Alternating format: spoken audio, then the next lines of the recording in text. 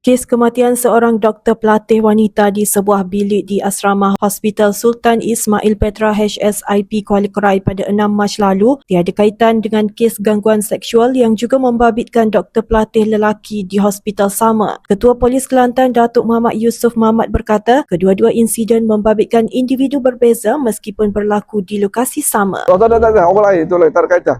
Tak ada kaitan dengan mangsa. Hospital sama. Hospital yang sama. Orang yang lain, orang yang berbeza. Tak ada kaitan dengan mangsa. Tak ada. Itu dah sebab kita nak elak pada spekulasi ni. Jadi nak maklum bahawa tak ada kaitan langsung dengan yang kes rakaman dekat bilik air dan sebagainya. Tak ada kena-mengena dengan mangsa. Itu orang yang berbeza. Masih lagi yang sedia.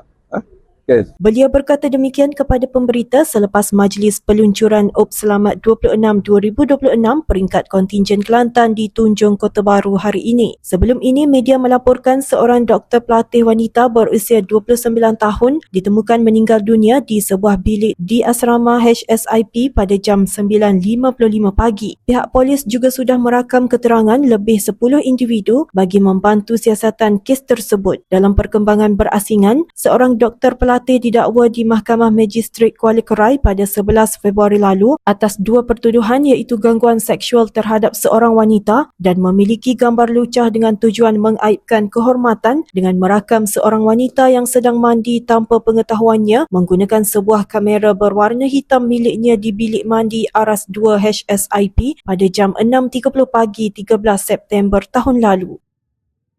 Nur Atira Azman bersama jurukamera Izzah Zaki, Berita iMedical TV.